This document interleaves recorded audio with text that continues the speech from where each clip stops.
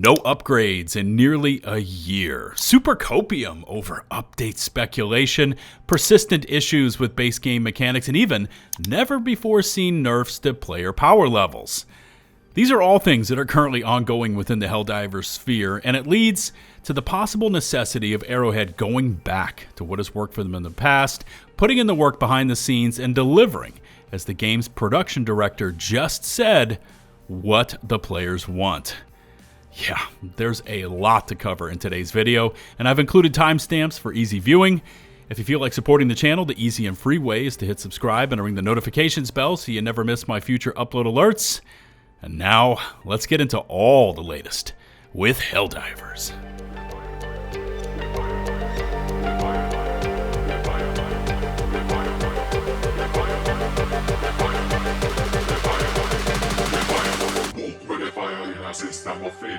Okay, kicking it all off today is a quick update, and as you can hear, I am in fact not dead.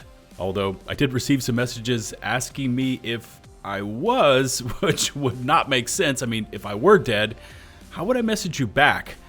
Although, okay, let's not get into that. Anyways, in reality, as I've said many times here on the channel, YouTube is not a full-time job for me. It's more of a hobby, and so when my IRL job duties stack up, they take priority. But again, thanks for the concern and well wishes, and with that, let's talk some Helldivers.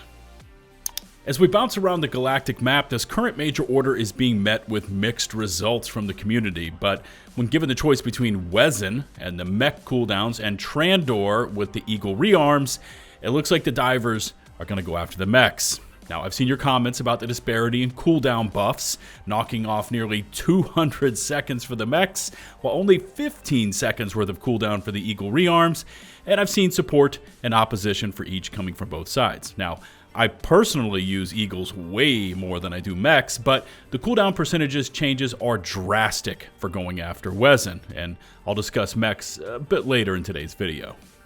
As far as the DSS goes, well, you've currently got the bulk of the Eagle Storm passive ongoing over v3.0 5, and after that one's under our control, we can finally begin the assault on 𝗍𝗏.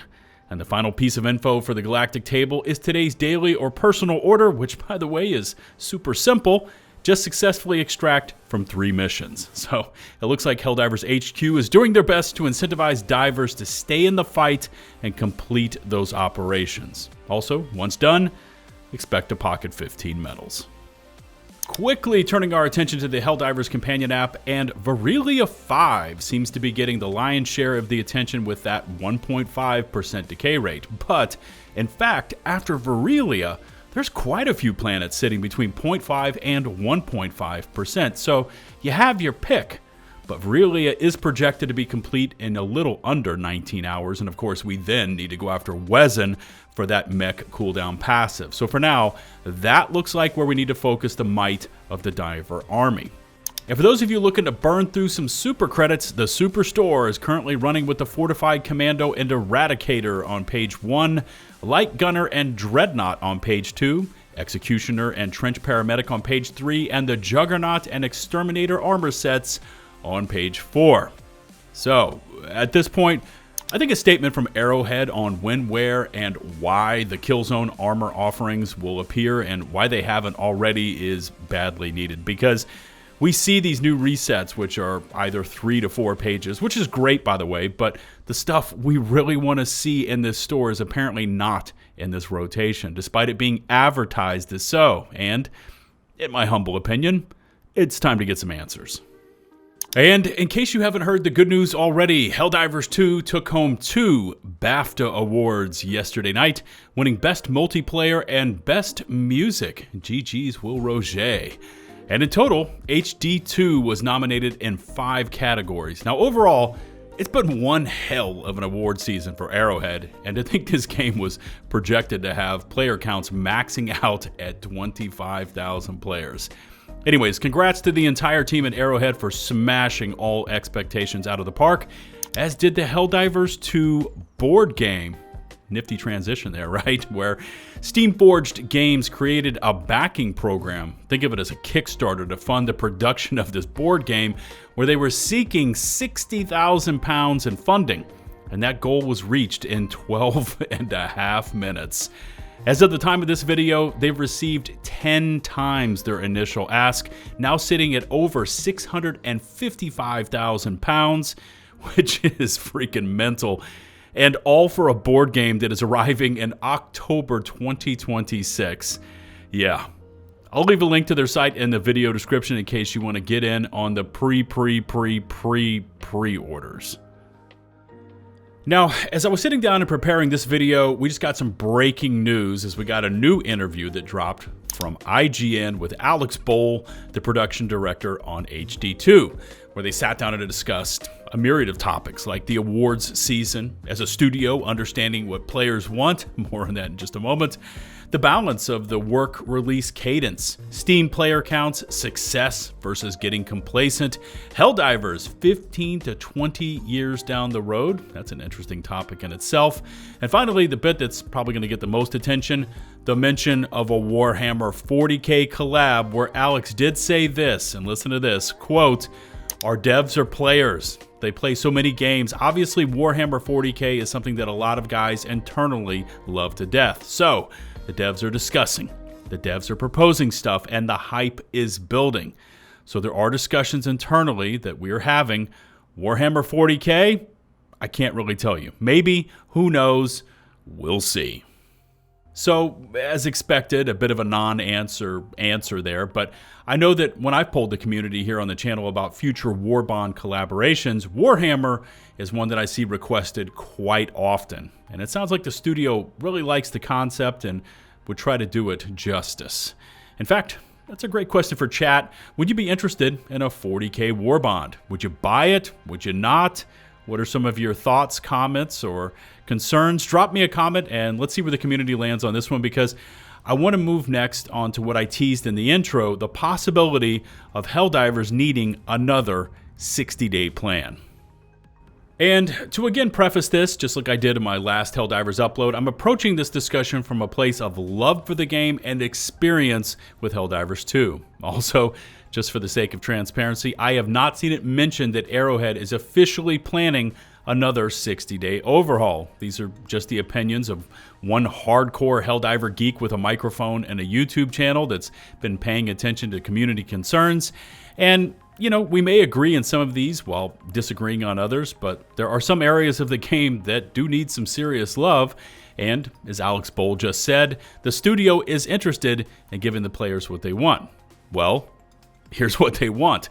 And I've broken these out into 5 broad categories, starting off with number 1, and in no particular order, progression.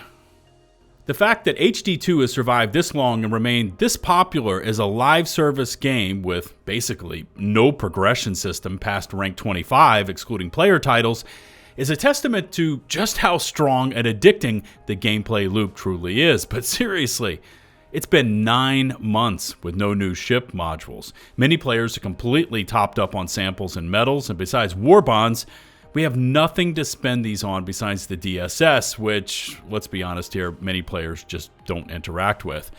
There's so many levels and areas of the base game that could be expanded to include progression, from exclusive player cards for collecting X amounts of this or that, to banners, titles, and skins for using and achieving a certain amount of kills with a specific weapon.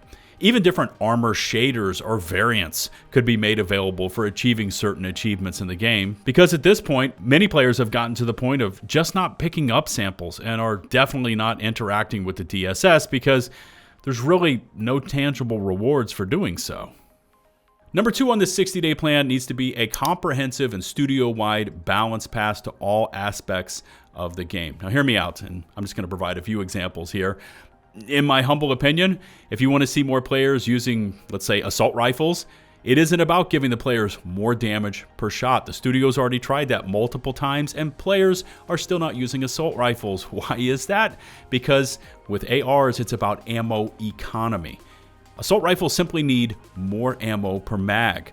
Constant 2 to 4 second reloads leaves us, the players, far too vulnerable for far too long, and pretty much necessitates the use of siege-ready armor along with a supply backpack just to stay in combat.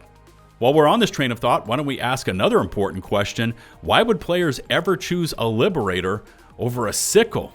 Yes, the Liberator does have a bit more base and durable damage than the Sickle, but is that more valuable to players than a high rate of fire, zero recoil, unlimited ammo, energy-based, essentially AR, that doesn't require reloads unless you overheat it? In my humble opinion, no, the Sickle is far more valuable than the Liberator. In fact, I know many players that don't even begin looking at weaponry in their armory until they get below the sniper rifles. Also, earlier on, I mentioned mechs, and there was a time when those things first dropped, when they packed a serious punch. Rockets that could one-tap heavy enemies, but nowadays they feel very situational with armor more akin to paper mache. Again, for me personally, I'm not using a mech to handle chaff. I can do that on foot just fine. I'm looking for something that can liquefy Chargers and Bile Titans, Hulks and Factory Striders, and right now, me, along with many other players, are just going to stick with recoilless rockets, and 𝗏𝗡s is a faster and more reliable alternative. So again, a serious and comprehensive weapons pass to get those ARs, to get those SMGs and rifles more in line with the rest of the armory, along with additions to things like mechs, like the ability to even rearm or repair those while on the battlefield, along with buffs to the weaponry and armor, are all things that need to happen within the game. Number 3 has to be a full base game mechanics tuning effort. We've got things like smashing reload over and over, but our characters not reloading their weapons. Weapon swaps that never happen. Hitting stim over and over again. Actually stimming and then getting killed because the stim effect was desynced with the game. How about the delay while we're on the ground after being ragdolled, where we can't do a thing other than get ragdolled over and over. We've got that weird cover snapping reticle that leads to shots not going where we're pointing our weapons. We still have ongoing issues with bouncing strat balls, disappearing ultimatum or recoilless rounds. And again, there's quite a few more here on this list than I'm listing out. And again, don't take this as doom diving. You know I love the game, but it's time to get these things sorted out, along with the ongoing friends list and connection gremlins.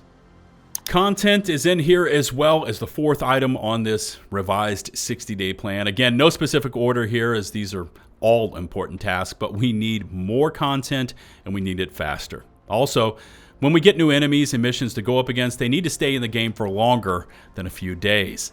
Now, when the 𝗚𝗏𝗡 dropped, we were all going crazy, taking them on, huge player counts, and then they were relegated to hit and run missions, only appearing for a few hours at a time, which I know the devs have somewhat fixed, but we could also take a look at the Predator strain bugs, the Gloom, or the Incinerator Core appearing on non-major order planets. I've said this often, but Helldivers is working at its best when new missions and enemies are shadow dropped into the game, along with denials from the dev team and Super Earth High Command of their very existence.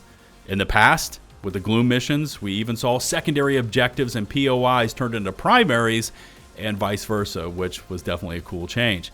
Again, this is a live service game, and that means it needs more content at a more varied and faster pace than we currently see. And finally, item number 5, the studio needs to reprioritize fixing major issues over fixing those quirky one-off items that the players actually enjoy. And yeah, I understand this is a bit of a slippery slope topic, but from my previous videos, I don't shy away from those. Let's take a look at this. Now, for instance, in a previous patch, the grenade launcher was broken severely. And it happens, especially with how complex game engines can be. Around that time, though, we also saw the charge-up mechanic for the Quasar cannon broken as well, where it would charge in your back and allow for a quick shot when you swap to it.